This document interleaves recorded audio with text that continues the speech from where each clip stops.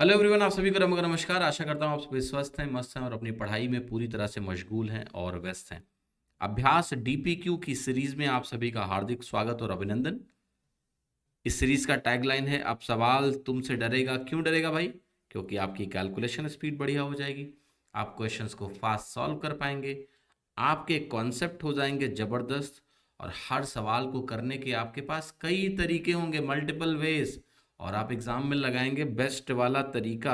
तो भैया सवाल तो डरेगा। ये सीरीज मंडे, वेंसडे, फ्राइडे को सुबह 11 बजे हमारे इसी प्यारे से एग्जाम यूट्यूब चैनल पे चलती है। तो आप चैनल को भी सब्सक्राइब करिए और नोटिफिकेशन को भी ऑन करिए, ताकि आपको कोई भी वीडियो का नोटिफिकेशन आपसे मिस नहीं होना चाहिए, और हर सेट आपको सॉल्व करना ही करना है। इसका सारा पीडीएफ हम लोग हमारे टेलीग्राम चैनल पे डाल चुके हैं। टेलीग्राम चैनल का नाम है Ramos sir official. QR code scan करके आप इसको ज्वाइन कर सकते हैं। साथ ही साथ इसका पीडीएफ वहीं पर आपको मिल जाएगा। आप चैनल पे जाइए, फाइल सेक्शन में जाके आप देख सकते हैं। हमारे व्हाट्सएप चैनल से भी ज़रूर जुड़ें। अगर आप हमसे कंप्लीट मैथ्स पढ़ना चाहते हैं तो मेरा अर्जुना बैच आप ले सकते हैं, अर्जुना मैथ्स का, जो कि एग्जामो लर्निंग ऐप पे अवेलेबल है। और हमारा व्हाट्सएप नंबर है 8882600700, जिस पे आप फर्दर इंक्वायरी कर सकते हैं व्हाट्सएप मैसेज भेज के, अगर कोई क्वेश्चंस हैं इस बैच से रिलेटेड तो। डीपीक्यू सीरीज क्या है, इसके बारे में इस पेज में दिया हुआ है। इसका स्क्रीनशॉट लेके इत्मीनान से आराम से पढ़ लीजिएगा कि ये सीरीज क्या है और इस सीरीज को करने से आपको क्या बेनिफिट मिलेगा। चलिए शुरुआत करते हैं आज के क्वेश्चंस की। पहला सवाल कह रहा है कि आपके पास दो इक्वल सर्कल्स हैं। इक्वल सर्कल का मतलब हो गया इक्वल रेडियस के सर्कल्स, जिनके सेंटर्स का नाम है ओ और ओ डैश, और ये इंटरसेक्ट करते हैं यानी प्रतिच्छेदित करते हैं यानी काटते हैं एक दूसरे को, और वो पॉइंट है आपका ए और बी जहां ये काटते हैं। ओ ओ डैश 24 सेंटीमीटर का है, ए बी की लंबाई 32 सेंटीमीटर है। हमें बताना है कि जो सर्कल का रेडियस है वो कितना है। ठीक है, तो जरा इसको सॉल्व करते हैं क्विकली सवाल को। पहले डायग्राम बनाएंगे, और डायग्राम बनाएंगे तो ये सवाल आसानी से हल हो जाएगा।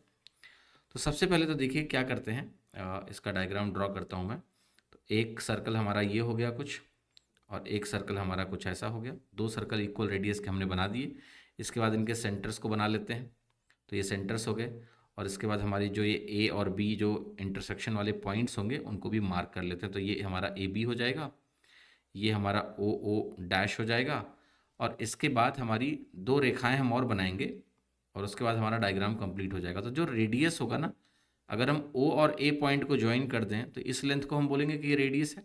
ठीक है, इसमें कोई डाउट नहीं होना चाहिए। ये ए पॉइंट मतलब जो पॉइंट ऑफ इंटरसेक्शन है ना, ये वाला पॉइंट, ये ए पॉइंट है यहाँ पर, पॉइंट ऑफ इंटरसेक्शन जहाँ हो रहा है।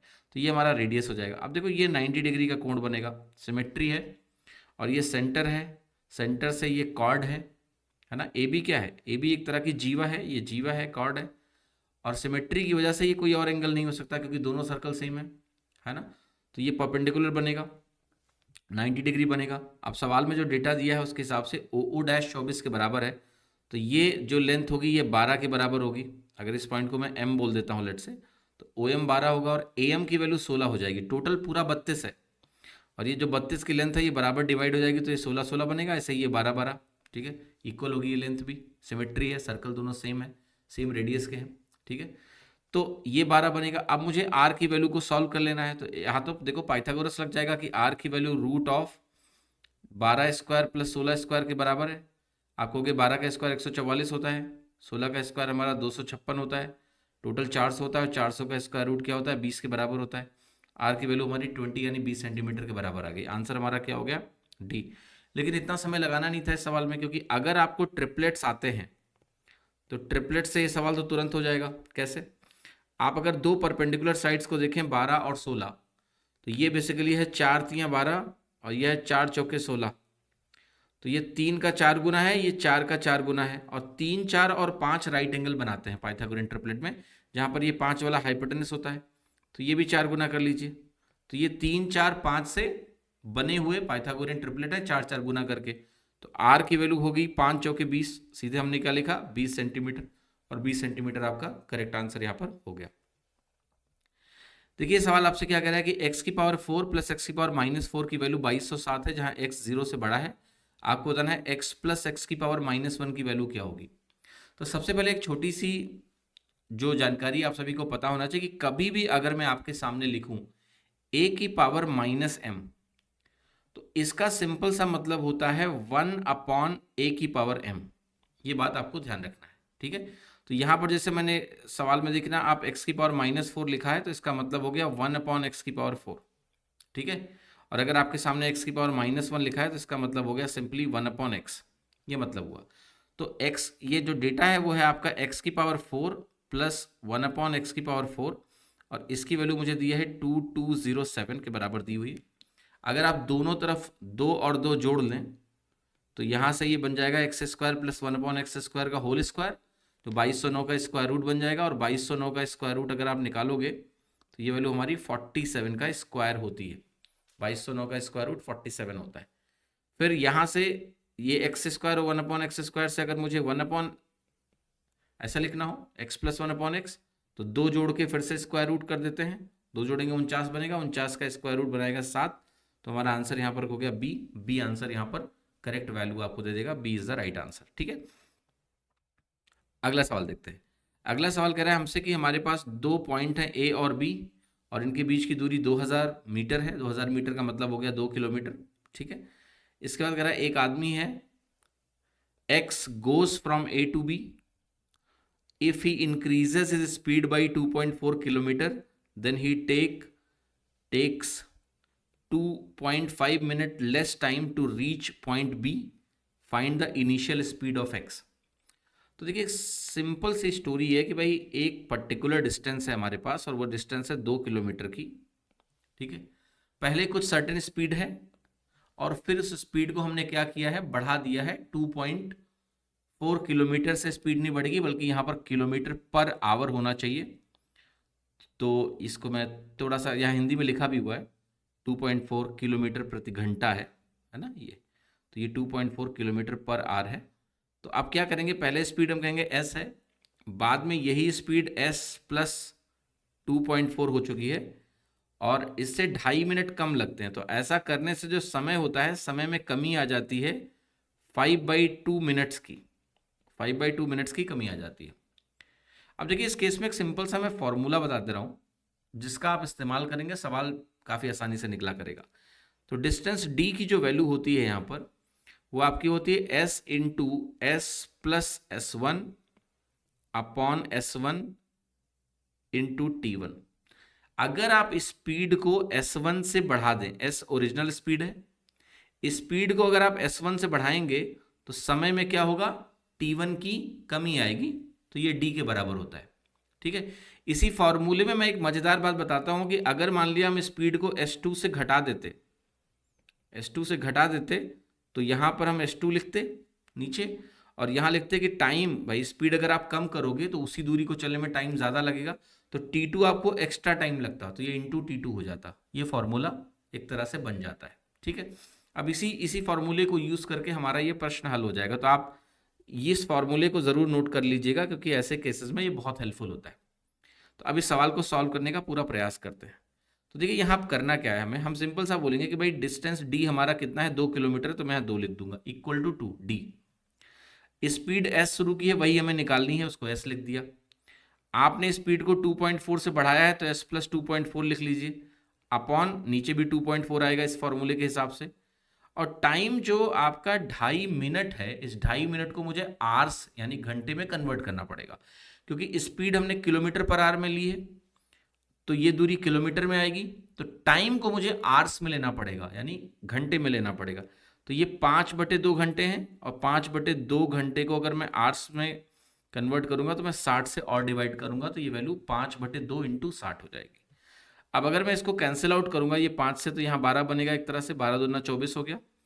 तो पूरा एक्सप्रेशन ऐसा कुछ दिखेगा, s into S plus 2.4 is equal to, ये वैल्यू काटेंगे तो एक तरह से यहाँ 24 आ जाएगा पूरा काट के, तो ये वैल्यू उधर जाएगी, तो बनेगी 2.4 इंटू 24 इंटू 2, ठीक है। मैंने ऐसे लिख दिया। अब देखिए यहाँ से s पता करना है, तो अब s को पता करने का एक तरीका, जो नॉर्मल तरीका है, वो है फैक्टराइजेशन। दूसरा तरीका है कि हम भाई ऑप्शंस चेक करें, और ऑप्शन चेक करके फिगर आउट करें वैल्यू डाल डाल के कि कौन सा उत्तर मेरा सही होगा या कौन सा उत्तर मेरा सही नहीं होगा, राइट। अब जैसे यहाँ पर जो आंसर दिया है, आंसर बेसिकली s की वैल्यूज है, आंसर में आपको s दिया हुआ है, ये सभी को समझ लेना है, ठीक। एस की वैल्यू आंसर में दी हुई है, तो अब एस की वैल्यूज को रख के मुझे मैच करना पड़ेगा, ठीक, कि कौन सा करेक्ट होगा। या तो हम उस रूट में जाएंगे और या फिर हम इसको क्वाड्रेटिक बना के सॉल्व करेंगे। एस स्क्वायर प्लस 2.4s और यहाँ माइनस में वैल्यू आएगी 2 into 2.4 into 24 is equal to 0, ठीक है। अब इसको मैं कैसे सेट करूं, कैसे इस क्वाड्रेटिक को सॉल्व करूं, तो मुझे इसको ऐसे ब्रेक करना है, मुझे इस वैल्यू को ऐसे ब्रेक करना है कि मुझे इन दोनों को कंबाइन करने से 2.4 मिल जाए। तो जरा कुछ कोशिश करने की कोशिश करो, कोशिश करने की कोशिश करो। तो आप कहोगे कि देखो यहाँ पर मेरे पास 24 है, अब ये 2.4 इंटू 2 करेंगे 4.8 करेंगे, तो 24 इंटू 4.8, 24 और 4.8 का कोई भी कम्बिनेशन ये तुरंत डायरेक्ट तो नहीं दे पाएगा। तो मुझे कुछ करना है। अब जैसे मैं कहूँगा इस वैल्यू को मैं 12 बना लेता हूँ, मान लिया दोनों वैल्यू को पास पास लाते हैं क्योंकि अंतर सिर्फ 2.4 का चाहिए। तो इसको अगर मैंने 24 से 12 बनाया तो 2 यहाँ से निकला, तो ये 2 दूनी 4, 24 चौका 96 बना, 9.6 बना। अब ये बड़ी मजेदार बात है कि 9.6 इंटू 12 को अगर मैं गौर से देखूं तो मैं यहाँ पर इसको यहाँ पर 12 लिखता हूँ और यहाँ पर मैं -9.6 लिखूं, तो इसका नेट मुझे 2.4 दे रहा है, प्लस 12 और 9.6 माइनस में, इसको कंबाइन करने पे 2.4 मिल रहा है। अब यहाँ से आप एस की वैल्यू डायरेक्टली लिख सकते हो। कैसे लिखते हैं, इस 12 के आगे एक माइनस लगाते हैं और एस स्क्वायर के कोफिशिएंट से डिवाइड करते हैं जो कि 1 है, एस की वैल्यू -12 हो गई। और जो -9.6 है इसके आगे एक माइनस लगाएंगे तो 9.6 बनेगा, एस स्क्वायर का कोफिशिएंट 1 है उससे डिवाइड करेंगे। नेचुरली स्पीड नेगेटिव नहीं हो सकती, तो -12 का तो कोई सेंस ही नहीं है। तो मेरी वैल्यू कितनी आ गई, 9.6। तो यहां से एस की वैल्यू आ गई कितनी, 9.6, राइट। यहां पर आप चाहें तो एस की वैल्यू 9.6 रख के भी इसको मैच करा सकते हैं, मैच कर जाएगा, ठीक है। और फैक्टराइजेशन का प्रोसेस मैंने आपको समझा ही दिया कि आंसर आपका 9.6 आ गया। ये जो मैंने स्टेप समझाया है कि यहां इसको स्प्लिट करके यहां लिख लेना, उसके बाद एस के रूट्स को आप डायरेक्ट लिख सकते हो। ये जो वैल्यू है उसके आगे एक माइनस लगाओ और एस स्क्वायर के कोफिशिएंट जो कि 1 है डिवाइड कर दो। ये जो वैल्यू है इसके आगे एक माइनस लगाओ तो 9.6 हो गया और एक्स स्क्वायर के कोफिशिएंट से डिवाइड कर दो। तो सीधे फैक्टराइजेशन करने के बाद आप ऐसे वैल्यू लिख सकते हो। इस चीज की प्रैक्टिस सबकी होनी चाहिए, ठीक है। क्वाड्रेटिक को इस तरीके से थोड़ा छोटे तरीके से हम कैसे सॉल्व कर सकते हैं। ये सवाल देखिएगा, कह रहा है कि after travelling 130 kilometre A train meets with an accident and its speed becomes 117 upon 1089 of its actual speed and therefore reached 5 hours late. If this accident had occurred after traveling 119 kilometer more, then train would have been 4 hours late. Find the distance. ठीक है, तो मैं सवाल को पहले अच्छे से समझाता हूं। तो देखो ये कोई मान लिया हमारा ये यहां से सोर्स है और ये हमारा डेस्टिनेशन है। सोर्स को मैंने एस कहा, डेस्टिनेशन को हमने डी कहा। सवाल कह रहा है कि अगर इस ट्रेन को हम 130 किलोमीटर चलाएं और उसके बाद इसका एक्सीडेंट हो गया, यहाँ एक्सीडेंट हो गया, एक्सीडेंट होने के बाद इसकी जो स्पीड है वो रिड्यूस हो जाएगी, ठीक है। तो ये कुछ 117 अपॉन 1089 हो गई। तो इसको ऐसे आप सोचिए कि यहां पर इसकी स्पीड फुल है और यहां पर स्पीड क्या हो गई, रिड्यूस्ड हो गई, मतलब स्पीड कम हो गई। तो नेचुरली ट्रेन लेट है और यहां पर आप कह रहे हो कि 5 घंटे लेट है, 5 आवर लेट। फिर मैं कह रहा हूं कि इसी सिनारियो को अगर मैं वापस से व्यक्त करूं, मैं इसको फिर से बनाता हूं ऐसे, ये सोर्स है हमारा, ये हमारा डेस्टिनेशन है। यहां पर मैं कह रहा हूं कि एक्सीडेंट यहां नहीं हुआ है बल्कि 119 किलोमीटर हम और आगे गए हैं। सो 130 और 119, यहां आपकी फुल स्पीड है, यहां भी स्पीड आपकी फुल स्पीड है और यहां आपकी स्पीड क्या हो गई, रिड्यूस्ड हो गई। अब ट्रेन कह रहा है 4 घंटे ही लेट है। आपको सोर्स और डेस्टिनेशन के बीच की दूरी कैलकुलेट करनी है, फिगर आउट करनी है। तो देखिए मैं कुछ समझाने जा रहा हूं, उसको बहुत गौर से समझिएगा।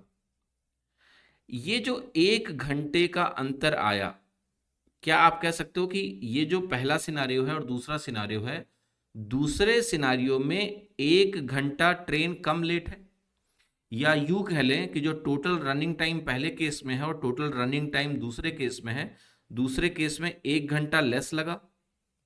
मेरा सवाल है वो 1 घंटा लेस क्यों लगा?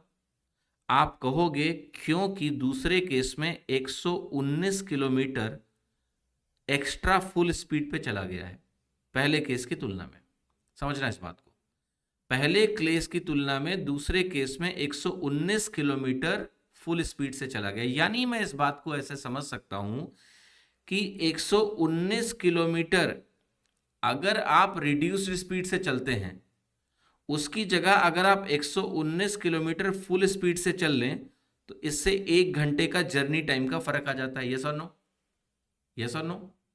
अब मैं एक सवाल पूछने जा रहा हूं कि ये जो 4 घंटे का जो टाइम है, इसको मुझे अगर जीरो बनाना हो, ठीक है, या यूं कह लें कि ये जो 1 घंटे का अंतर है, इसको मुझे इन दोनों में अगर मैं 5 घंटे का अंतर क्रिएट कर दूं कि यहां से यहां तक 5 घंटे कम हो जाएं तो ट्रेन 0 घंटे लेट होगी। तो आप ये कहोगे कि ये जो रिड्यूस स्पीड से मैं इतनी दूर चल रहा हूं, अगर ये 4 घंटे को मुझे नील बनाना है तो मुझे पता है 119 किलोमीटर को अगर मैं रिड्यूस के बजाय फुल स्पीड से चला दूं तो 1 घंटा कम हो जाता है जर्नी टाइम। अभी हमने देखा इस और इस केस को कंपेयर करके। तो भैया ये बताओ, इस 4 घंटे को नील बनाने के लिए क्या करना है? आप कहोगे 4 × 119, 4 × 119 को आप और फुल स्पीड से चला लो, या यहां आप ये बोल दो कि यहां 5 घंटे लिखा है तो 5 × 119 किलोमीटर को आप फुल स्पीड से चला लो रिड्यूस की जगह। इससे क्या होगा, 1 1 घंटे करके 5 यानी 5 घंटे कम हो जाएंगे। तो अब ये केस क्या बन गया कि भैया आप पूरी दूरी को आप फुल स्पीड से चल रहे हो, तो कुल मिला के जो डिस्टेंस निकल के आई वो कितनी निकल के आई फुल स्पीड के केस में? हमने अभी देख लिया। तो आपने कहा 130 प्लस 5 × 119, तो ये हो गया आपका 130 प्लस 595, और इसको अगर आप जोड़ेंगे तो ये वैल्यू आ रही है 725 किलोमीटर। आपका आंसर क्या है? डी। तो D is the right answer. तो बहुत ही अच्छा सवाल है। मतलब मैंने जो मेथड आपको समझाया है इसमें कुछ लिखने की ज़रूरत है ही नहीं है, बस मेंटली सोचना है कि इन दोनों केस को कंपेयर किया। 119 किलोमीटर यहाँ हम रिड्यूस की जगह अगर फुल हो गए, बाकी तो सेम ही है। देखो यहाँ से लेके यहाँ तक रिड्यूस, यहाँ से यहाँ तक रिड्यूस, यहाँ से यहाँ तक फुल, यहाँ से यहाँ तक फुल, दोनों केस में है। बस इस दूरी में अगर हम 119 किलोमीटर को रिड्यूस की जगह फुल चला रहे हैं तो जर्नी टाइम में 1 घंटे का फर्क आ गया। अब अगर मैं इसी 5 को जीरो बनाना चाहता तो मुझे 119 की जगह 119 × 5 को रिड्यूस से फुल करना होता बस। तो ये दूरी मैंने लिख दी उठा के आपको कि ये पूरे रिड्यूस को फुल बना लेते हैं। 119 × 5 डिस्टेंस ये हो गई और 130 ये हो गई, हमारी टोटल दूरी आ गई 725 किलोमीटर। ठीक है।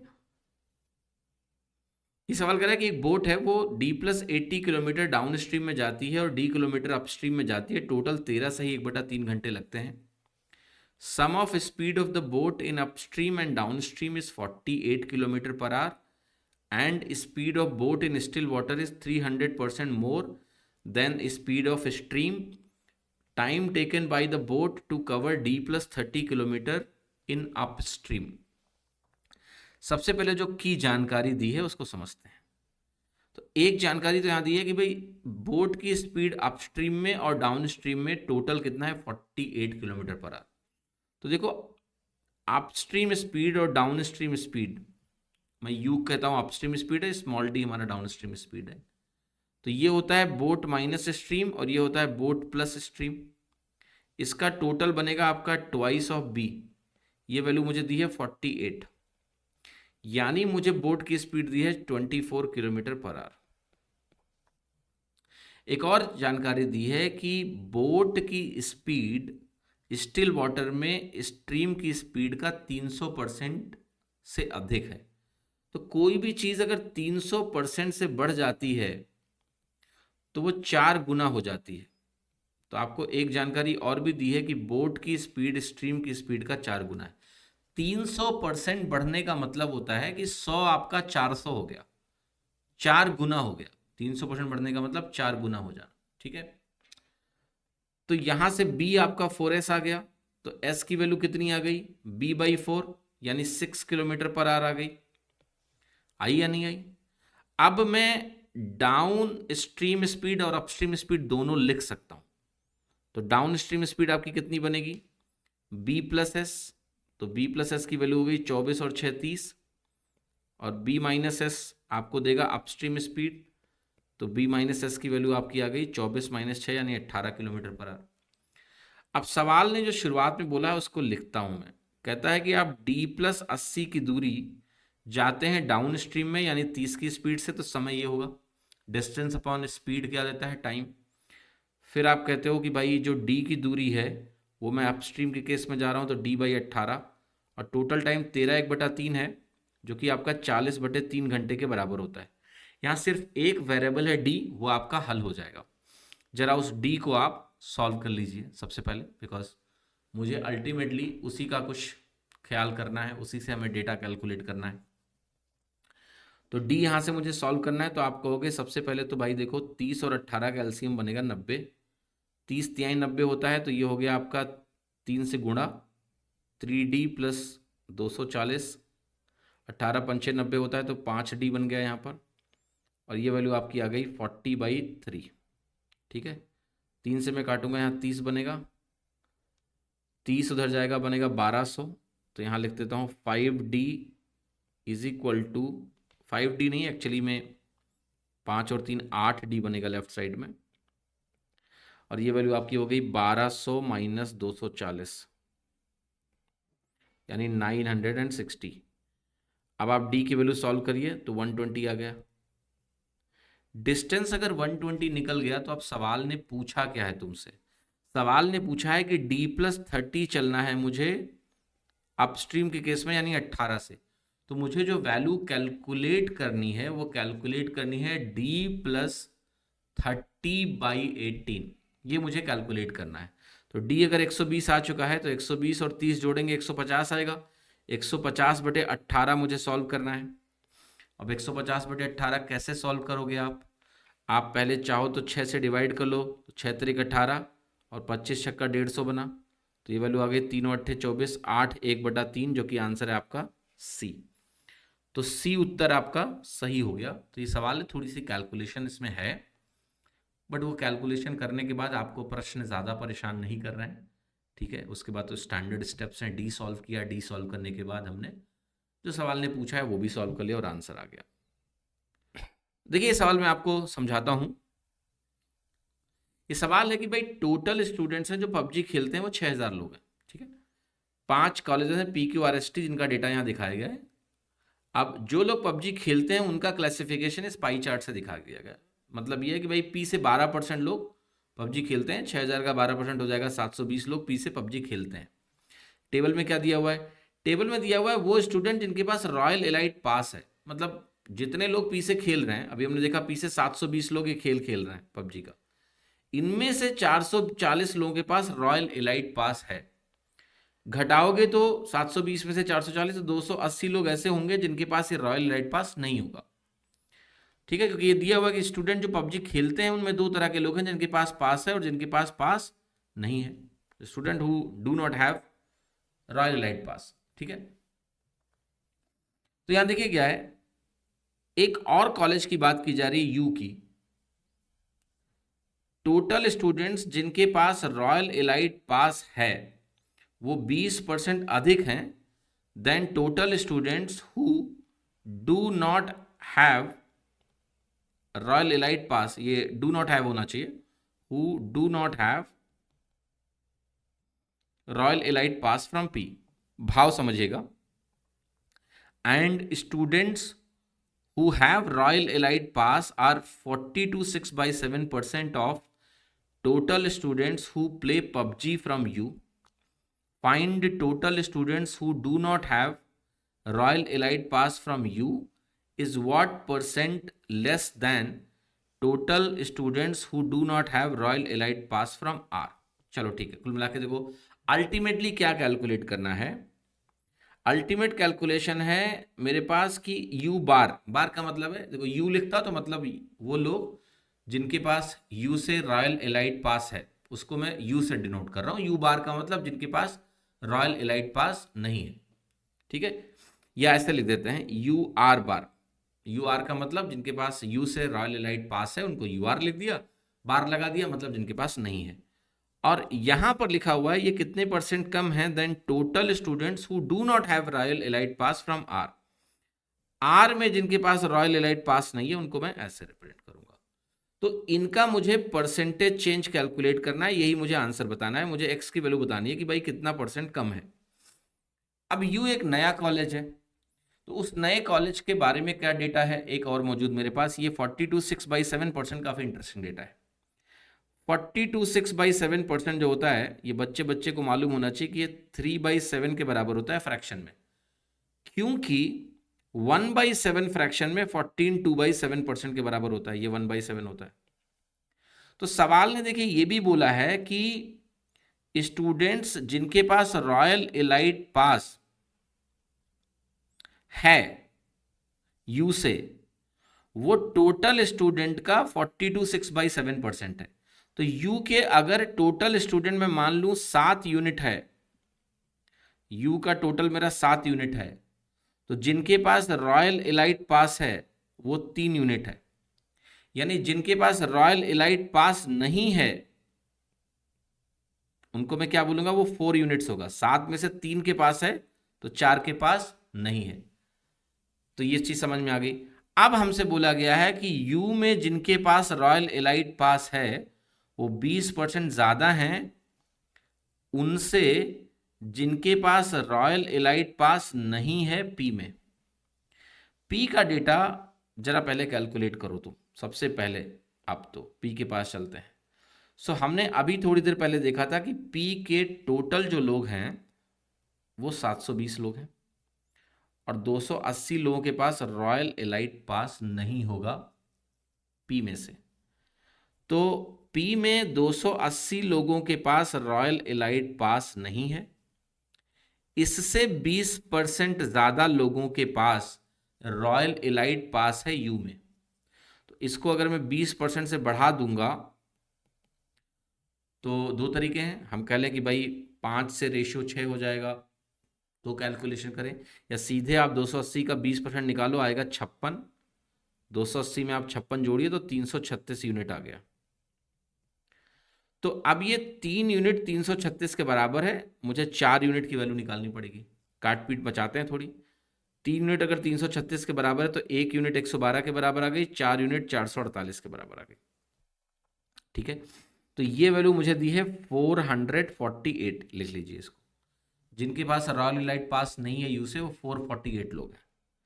अब आर में जिनके पास रॉयल एलाइट पास नहीं है वो कैलकुलेट करना है, तो सबसे पहले जाएंगे आर के पास, और आर में आर का हम टोटल देखेंगे तो 28% है 6000 का। 28% 6000 का बनेगा सिंपली 28 इंटू 60 जो कि बनेगा 1680। तो ये हो गया 1680 लोग होंगे टोटल आर में, 880 के पास है, 800 के पास नहीं होगा, तो ये वैल्यू हमारी हो गई 800। अब ये हमारी ओवरऑल कैलकुलेशन है, इसमें हमें परसेंटेज चेंज निकाल लेना है। तो आप इसको 100 बनाने के लिए 8 से डिवाइड कर लो, उधर भी 8 से डिवाइड कर लो, 8 पंचे 40, 8 छः 48 बनेगा। तो ये परसेंटेज चेंज हो गया 100 से 56 का परसेंटेज चेंज जो कि हो गया 44। अब 100 में 44 कम करने से 56 आता है तो परसेंटेज भी 44 होगा, क्योंकि 100 के बेस पे एब्सोल्यूट चेंज परसेंटेज चेंज के बराबर हो जाता है, इसलिए मेरा जो करेक्ट आंसर है वो सी है। ये सवाल लंबा है, इस सवाल में बहुत ही धैर्य के साथ ये प्रश्न करना पड़ेगा। एग्जाम में जब भी ये सवाल आएगा तो बाइज्जत इसको पहले राउंड में नहीं करना है, सेकंड राउंड में करना है। ठीक है, स्टेप बाय स्टेप चलना है, उत्तर आ जाएगा, बट ये टाइम टेकिंग क्वेश्चन है। अगला प्रश्न देखते हैं। अगला प्रश्न कह रहा है कि 3 आदमी और 5 औरतें एक कार्य को 10 दिन में कर सकते हैं। 5 आदमी और 2 औरतें उसी काम को 15 दिन में कर सकते हैं।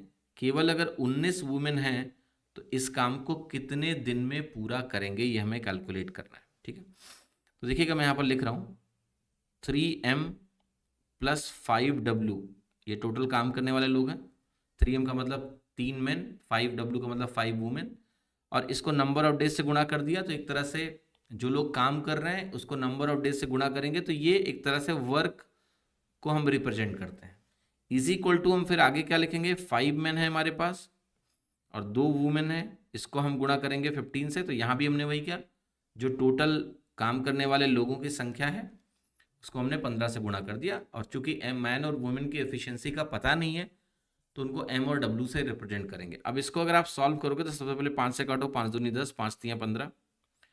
अब ये वैल्यू बनेगी 3 दूनी 6 एम प्लस 5 दूनी 10 डब्ल्यू इज इक्वल टू 5 तियाँ 15 एम प्लस 2 तियाँ 6 डब्ल्यू।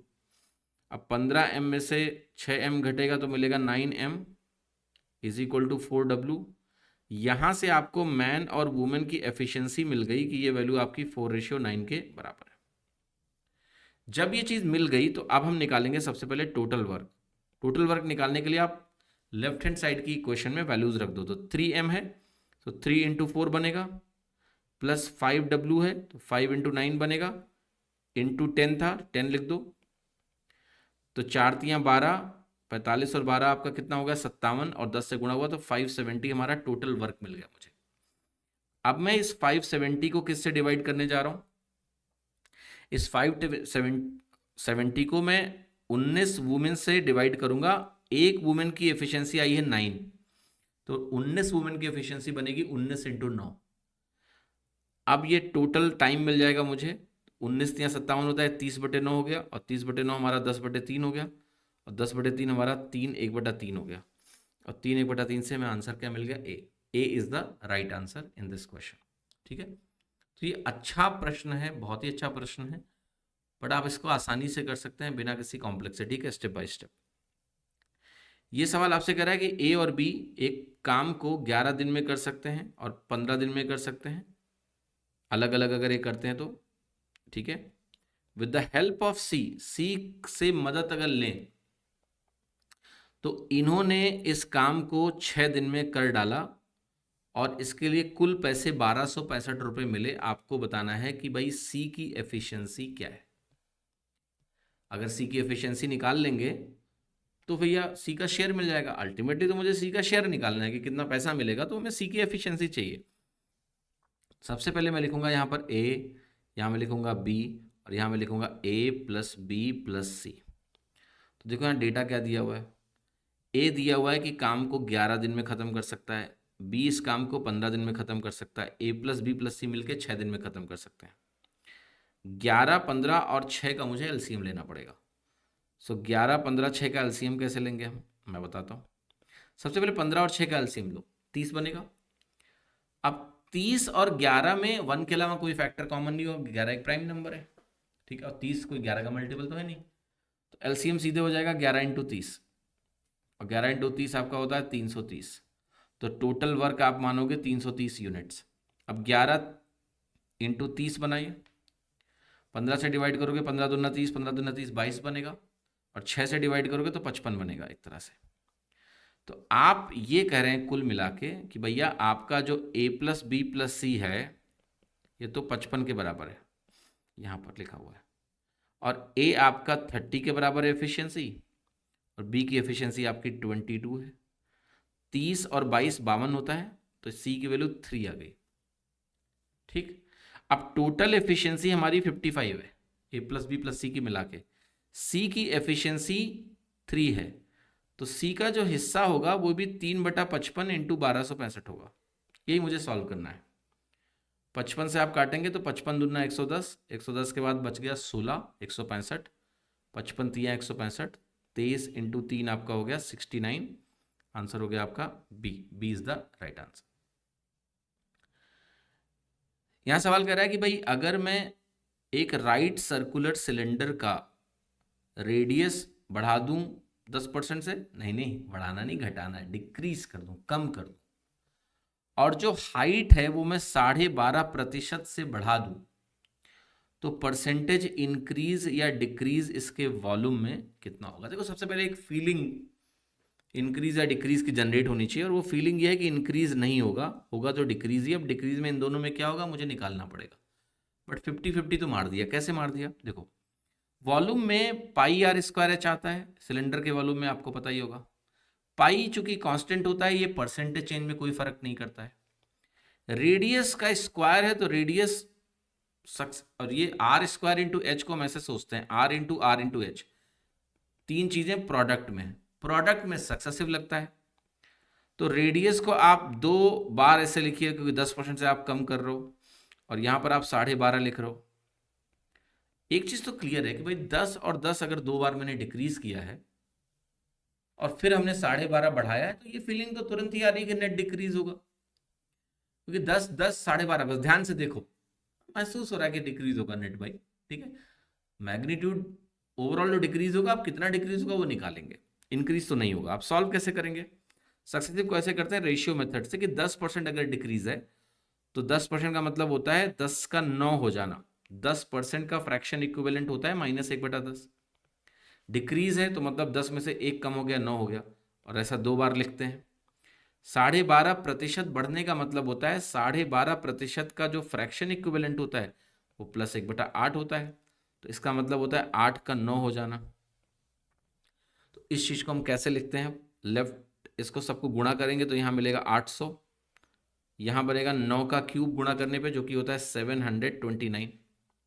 अब 800 अगर मेरा 729 हो गया तो मुझे बताना है कि मेरा परसेंटेज चेंज कितना हुआ, ये हमें फिगर आउट करना है।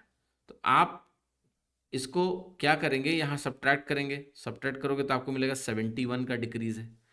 अब 71 800 का कितना परसेंट है? 71/8।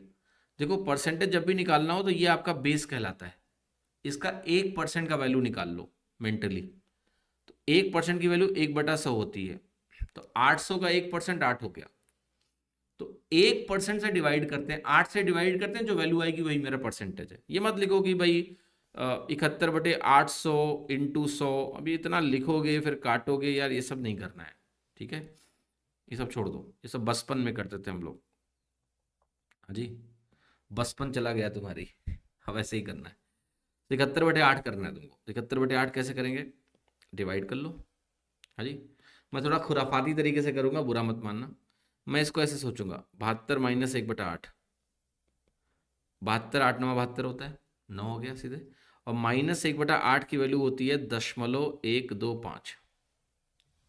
0.125 को 8 से गुणा कर लो, 1 मिलेगा तुमको। 125 इंटू 8 1000 होता है।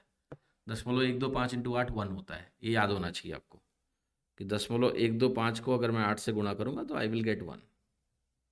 सीधे ऐसे लिखोगे तो ये वैल्यू आपकी 8.875 के बराबर आ गई। 71 कम हुआ था तो डिक्रीज तो था ही, ये डिक्रीज तो था ही, और 8.875 परसेंटेज की डिक्रीज हो गई, क्योंकि जो वैल्यू आप लिख रहे हो सब परसेंटेज ही है।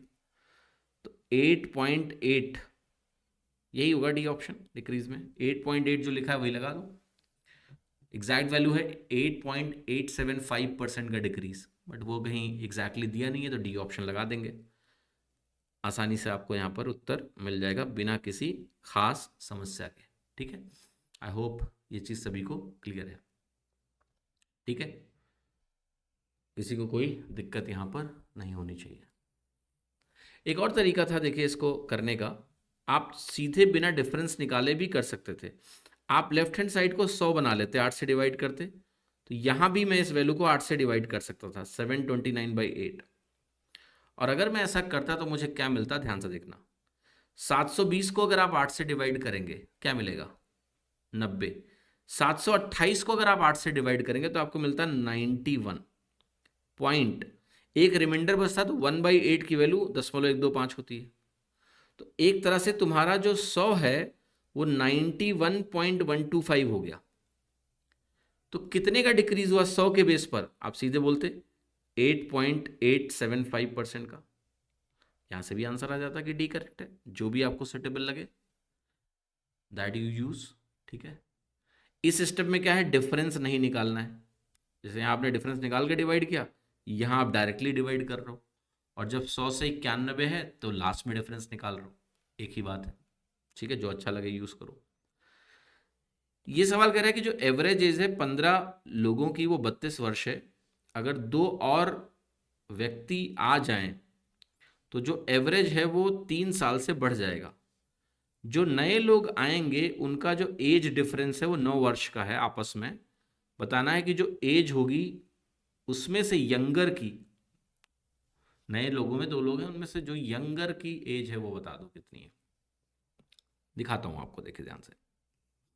सबसे पहले देखो 15 लोग हैं, इनकी एज मुझे दी है 32 साल।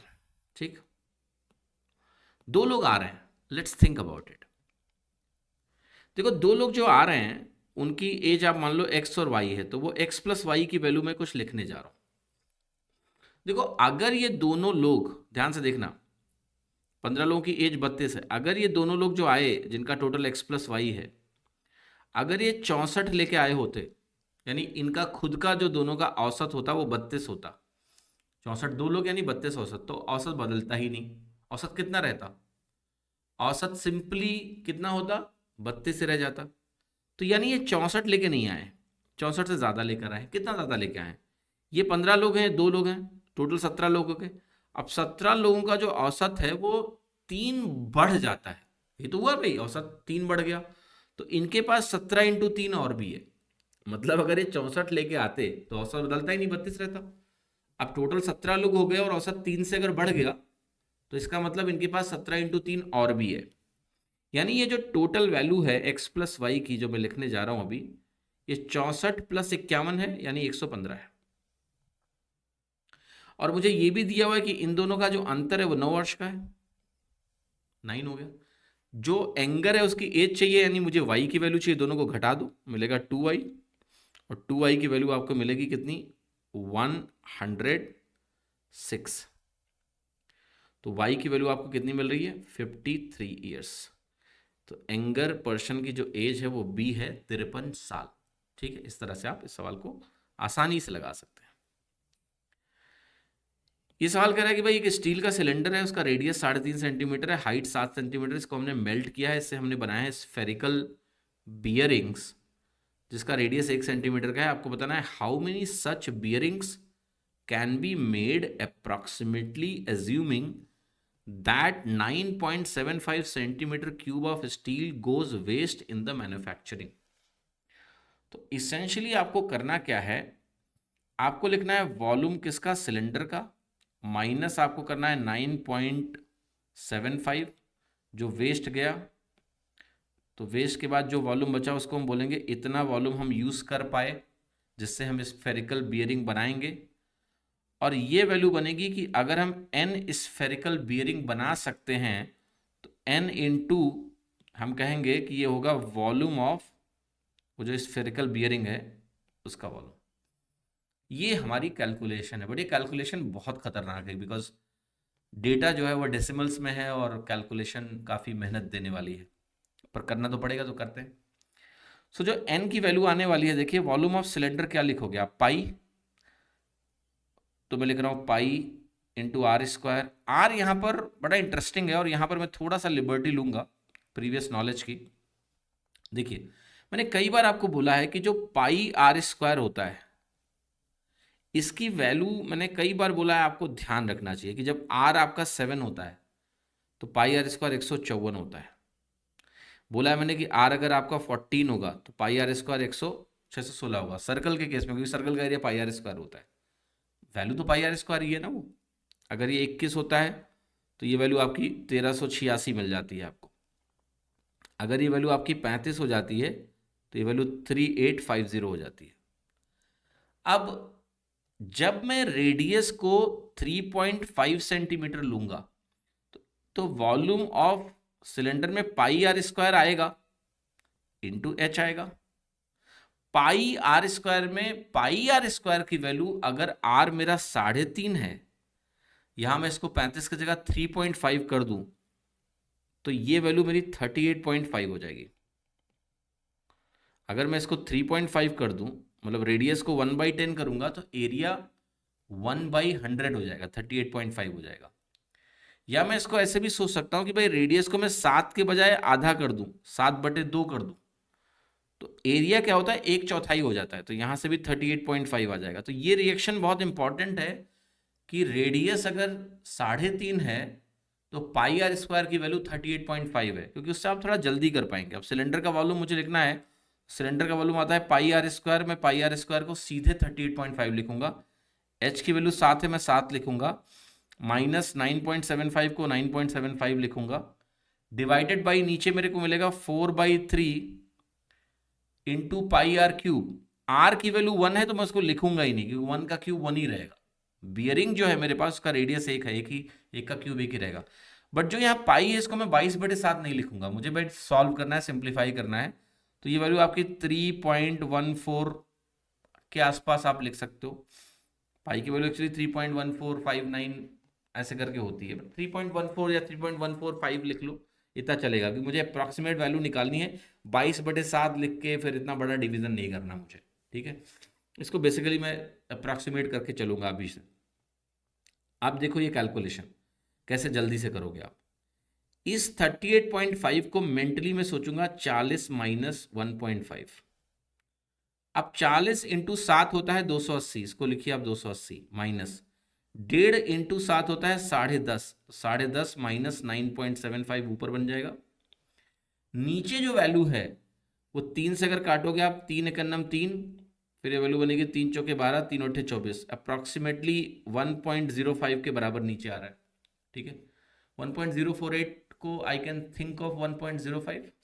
1.05 को अगर मैं 4 से गुणा करूंगा तो ये 4.2 के आसपास आ जाएगा, ठीक है। अब न्यूमरेटर को गौर से जरा देखिए, 280 में मुझे क्या घटाना है, 10 9 19 और 0.5 0.75 1.2 ये हो गया, तो ये हमें घटाना है 20.25। 280 में अगर 20.25 घटाऊंगा तो आएगा 260, मतलब 0.25 अगर मैं इग्नोर कर दूं, 0.25 मैंने नहीं घटाया, उसको अलग से लिख लेते हैं, अपॉन 4.2 आ जाएगा। तो जो वैल्यू आ रही है वो कुछ इतनी आ रही है। अब आप अगर बहुत ध्यान से देखें तो 0.25 को अगर मैं 4 से डिवाइड करूंगा तो वो 0.06 के आसपास आएगा, वेरी स्मॉल वैल्यू, रफली like that, we can just ignore it, ठीक है। आप सीधे 260 को 42 से डिवाइड कर लो। 260 को डिवाइड करना है 42 से, तो मैं इसको 2600/42 कर दूं, 4.2 का एक जीरो ऊपर भेज दिया। अब इसको स्टेप बाय स्टेप कैंसिल कर लेते हैं। इसको आप 14 इंटू 3 सोच सकते हैं, इजी, ठीक है। तो पहले 14 से डिवाइड कर लेते हैं। 14 एकन्नम 14, 120 बनेगा, फिर 14 अट्ठे 112, 8 बचेगा, 80 हो जाएगा। 14 पंचे 70, 14 सत्ते 98, तो ये कुछ 185.7 आ रहा है। फिर 3 से काटूंगा, 3 छक 18 और 3 एकन्नम 3, 3 नवा 27, समथिंग लाइक दैट, 61.9 आ रहा है ना। तो जो इसके नियरेस्ट वैल्यू है वो है ए। देखो आप डिनोमिनेटर में मैंने छोटा सा अप्रोक्सीमेशन किया था, वैल्यू को 1.048 को थोड़ा सा बढ़ा के लिया था, इसलिए ओवरऑल वैल्यू थोड़ी कम आई होगी। तो आंसर जो होगा वो 61.9 जो मैंने कैलकुलेट किया है, ठीक है, उसके नियरेस्ट जो आंसर आ रहा है 62, वो लगा देना है आपको, ठीक है। The answer will be 62। थोड़ा अप्रॉक्सीमेशन का यूज किया है, सवाल बहुत कैलकुलेटिव है। आई हैव ट्राइड कि ये कम कैलकुलेशन में कैसे हो पाए, ये मैंने आपको यहाँ समझाया है। ज़रूर बताइएगा कि ये कमेंट में मुझे कि समझ में आया या नहीं आया। ये सवाल देखिए, during quarantine days Ram thought to make tea, so he took 500 ml milk in a vessel. 35 ml of milk is taken out and replaced by water. Then again from mixture 35 ml are taken out and replaced by water. Then find the ratio of milk and water in the vessel after this. तो देखो क्या होता है कि हमारे पास शुरू में सिर्फ मिल्क था। ऐसे केसेस में क्या होता है कि जब मिल्क है शुरू में, आपने क्या किया, यहां से आपने मिक्सचर से कुछ निकाला और वापस क्या किया, पानी मिला दिया। फिर आपने कुछ निकाला और फिर मिक्सचर में क्या किया, पानी मिला दिया। ऐसे केस को हम जानते हैं इक्वल रिप्लेसमेंट के नाम से। इक्वल रिप्लेसमेंट का मतलब आप जितना मिक्सचर का निकाल रहे हो उतना आप लिक्विड डाल के उसको टोटल सेम कर दे रहे हो, इक्वल रिप्लेसमेंट। अच्छा, इक्वल रिप्लेसमेंट के केस में एक चीज का ध्यान रखना कि ये होता है basically solve successive percentage decrease से। दूसरा एक बात ध्यान रखना कि सक्सेसिव परसेंटेज चेंज किस पे लगाएंगे, जो वापस नहीं डाला गया है, जो वापस नहीं डाला गया। ये बात अभी मैं आपको बता रहा हूं ताकि आप इसको दिमाग में बिठा लें। जैसे मिल्क था मेरे पास, मिक्सचर मैंने निकाला, मिल्क बाहर गया, वापस क्या डाला तुमने? पानी। फिर तुमने मिक्सचर में अब मिल्क और वाटर दोनों हो गया। अब मिल्क और वाटर जब दोनों हो गया, यहां पर मिल्क भी है वाटर भी है, फिर से तुमने मिक्सचर को निकाला, लेकिन वापस क्या डाला? पानी। तो मिल्क क्या है? सिर्फ बाहर गया है, वापस नहीं आया है। इसलिए एक तो ये आइडेंटिफाई करना कि ये इक्वल रिप्लेसमेंट है, क्योंकि जितना मिक्सचर का निकाला उतना ही डाला। और दूसरा केस है जानना कि क्या वापस नहीं डाला यहां पर। तो आपने कहा यहां वापस नहीं डाला है हमने मिल्क, तो जो हमने वापस नहीं डाला है उस पे हमें लगाना होता है सक्सेसिव परसेंटेज डिक्रीज। ये ध्यान रखिए। तो हम कहेंगे हमारे पास मिल्क है, अब सक्सेसिव परसेंटेज डिक्रीज में क्या किया आपने? आप कहोगे 35 लीटर बाहर निकाला है, शुरू में 500 लीटर था। तो सक्सेसिव डिक्रीज निकालने के लिए हमें यह देखना होता है ना कि कितना परसेंटेज निकाला हमने। ये वैल्यू किसके बराबर है? 7% के बराबर है। 35/500 7% के बराबर है, क्योंकि 35/500 को मैं लिख सकता हूं, नीचे 100 बना लूं, ऊपर 7। यानी आप 7% मिक्सचर का निकाल रहे हो और पानी से रिप्लेस कर रहे हो। तो अब आपका सवाल ऐसा हो गया कि मिल्क जो है वो 7% से 2 बार डिक्रीज हो जाएगा। आप बताइए, अगर ऐसे केस का मुझे सक्सेसिव लगाना हो तो मैं कैसे लगाता हूं? एक स्टेप में मेरा 193 बनेगा 7% डिक्रीज होने से। और अगर आपने ये कार्य 2 बार किया है तो मैं कहूंगा 100 स्क्वायर मेरा 93 स्क्वायर बन जाएगा। ठीक। तो अगर मेरे पास शुरुआत में मिल्क इतना था 10,000 यूनिट्स, तो अब मेरे पास मिल्क बचेगा 93 का स्क्वायर। 93 का स्क्वायर कैसे निकालते हैं? हम इसको 100 के रेस्पेक्ट में देखते हैं कि ये 100 से 7 कम है, ऐसा देखते हैं। अगर ये 100 से 7 कम है तो हम 100 में 14 कम कर लेते हैं, 7 का डबल, तो बनता है 86। फिर उसी 7 का स्क्वायर करके यहां लिखते हैं 49, ये हो जाता है स्क्वायर। अब ये जो वैल्यू है ये क्या है? मिल्क डिक्रीज होके मिल्क इतना बचा है, मिल्क लेफ्ट। अब आप मुझे बताइए कि जब इक्वल रिप्लेसमेंट का केस होगा तो क्या मिक्सचर की क्वांटिटी सेम रहेगी हमेशा? यस। अगर मिल्क मेरे पास बचा है 8649, तो टोटल अभी भी इतना होगा, क्योंकि पानी से रिप्लेस करते गए। तो भाई 10,000 यूनिट से शुरू किया था हमने, अभी मिल्क बचा है 8,649।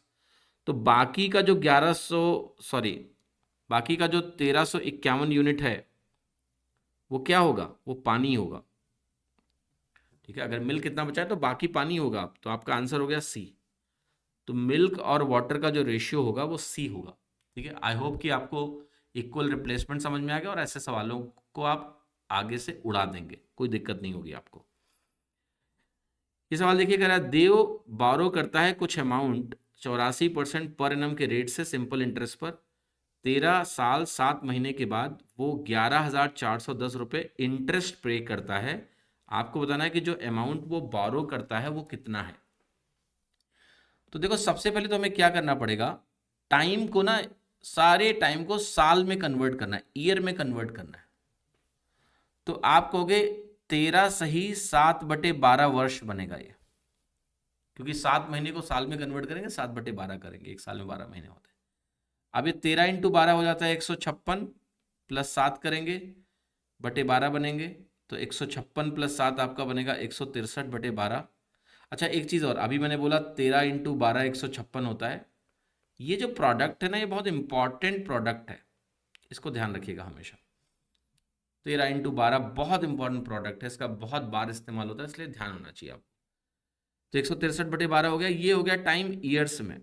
तो अब देखो मैं क्या करने जा रहा हूं, जो रेट है वो 84% का है मेरे पास, और टाइम इतने साल है।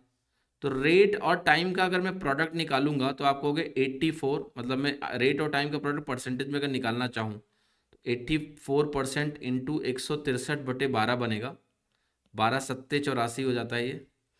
7 को अगर आप 163 से गुणा करें तो 7 तिरक 21, 7 छंग 42, 2 44, 7 एकम 7 4 1141% का इंटरेस्ट हो गया एक तरह से।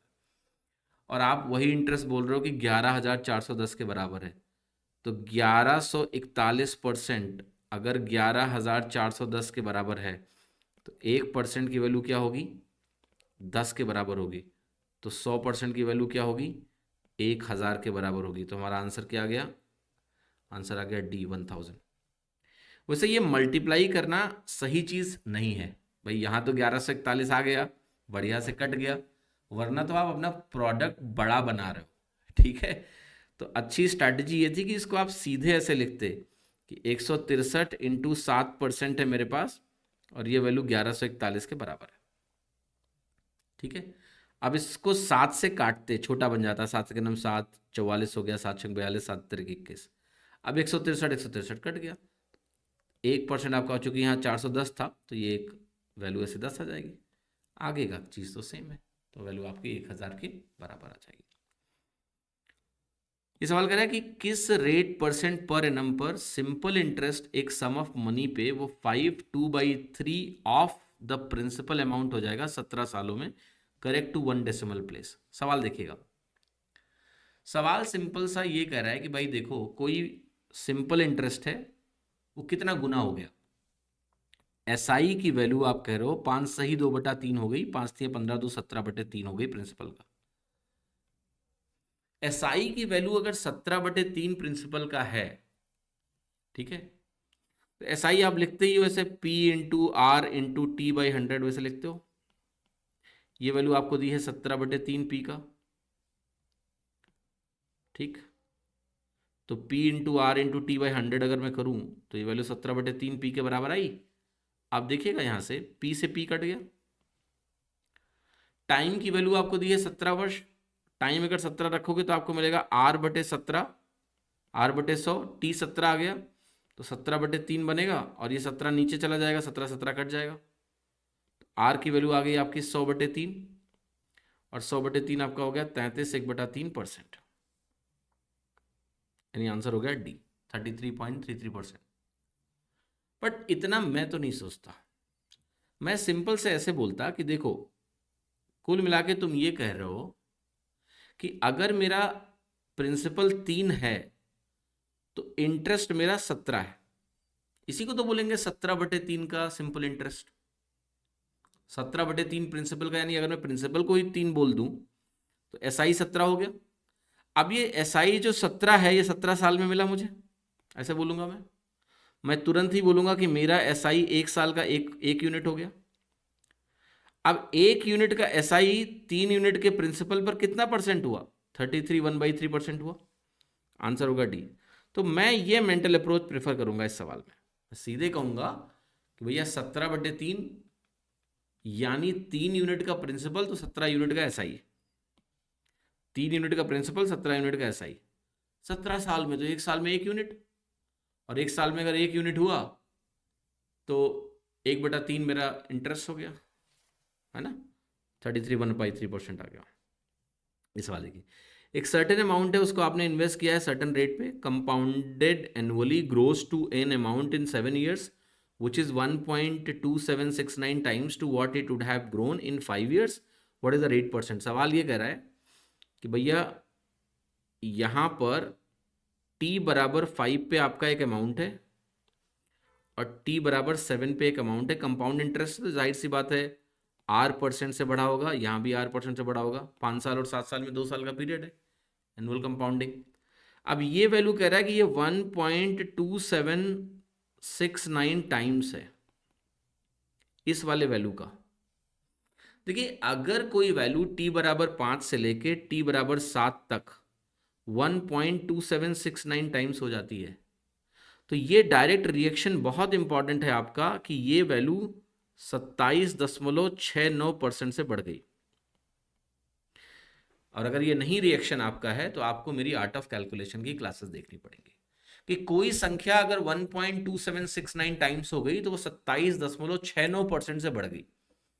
अब 27.69% मेरा 2 बार R% करने का नेट है। अब यहां से R की वैल्यू भी इमीडिएटली आपको गेस हो जानी चाहिए कि R की वैल्यू 13% है। कैसे? क्योंकि 2 बार अगर R होता है तो फॉर्मूला होता है R plus R plus 2R/100। 2R/100 होता है या R² होता है? R²/100। ये डेसिमल के बाद वाली वैल्यू के लिए रिस्पॉन्सिबल है। 69 कहां आता है R² में, जरा बताओ। अगर R 13 हो जाए तो 13 का स्क्वायर 169 होता है है ना। तो ये वैल्यू आपकी 13 + 13 + 169/100 हो जाती है, मिल जाती है 27.69। इतना एग्जाम में सोचना नहीं पड़ता है। अगर आपकी प्रैक्टिस होगी तो आपको जैसे 27.69 का 69 दिखा, आप इमीडिएटली बोलोगे 13% का रेट है, और रेट मुझे 13% का मिल गया, डी ऑप्शन। क्योंकि अगर आप ये तरीका नहीं लगाएंगे सर, तो बहुत मुश्किलात बढ़ जाएगी आपकी अननेसेसरी। क्योंकि फिर आप ऐसा कुछ बोलेंगे कि 1 + r/100 का होल स्क्वायर बराबर होगा 1.2769 के, ऐसा होगा। फिर आप यहां से स्क्वायर रूट वगैरह लेंगे यार, मतलब ऐसा करेंगे।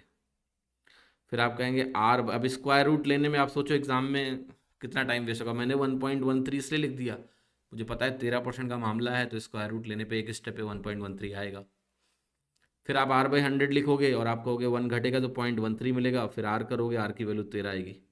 ये प्रोसेस एग्जाम में बहुत टाइम खा जाएगा। रिवर्स चलेंगे, 27.69 से 13 सोचेंगे, 13 से 13 आंसर हो गया, सीधे खत्म हो गया सवाल। ठीक है, राइट। तो DPQ खत्म हो गया। टेलीग्राम चैनल ज्वाइन कर लो, PDF वगैरह डाउनलोड कर लो, व्हाट्सएप चैनल ज्वाइन कर लो। और सबका बहुत बहुत धन्यवाद यार जुड़ने के लिए। बाकी आपकी जो भी भावनाएं हैं वो ज़रा कमेंट करके बताते रहना, क्लास कैसी लग रही, एक कमेंट जरूर छोड़ के जाया करो, ठीक है। और जो भी तुम्हारे फीडबैक वगैरह हों वो भी आप मुझे कमेंट में बताते रहो, अच्छा लगेगा। वीडियो पसंद आ रहा है तो प्लीज़ लाइक भी लगा देना, और अगर सब्सक्राइब नहीं किया है तो इसको सब्सक्राइब भी कर लो। DPQ की सीरीज़ को फॉलो करते रहो, ये आपकी मैथ्स को बदल देगी। आप एग्ज़ाम में मैथ्स को बहुत ज़बरदस्त तरीके से करेंगे, ठीक है। मिक्स प्रैक्टिस ही एग्ज़ाम में अल्टीमेटली काम आने वाली चीज़ है। बैच लेना है अगर पूरा थियरी वरी पढ़नी है तो आप अर्जुना मैथ्स बैच ले सकते हैं। इस सीरीज़ को मंडे वेंसडे फ्राइडे सुबह 11 बजे आप हमारे इसी एग्ज़ामो चैनल पर फॉलो करते रहिए। हर मंडे वेंसडे फ्राइडे आपको ये सीरीज़ का एक वीडियो मिलता रहेगा। तो चलिए, बहुत बहुत धन्यवाद जुड़ने के लिए। Thank you so much. Have a great day. Bye.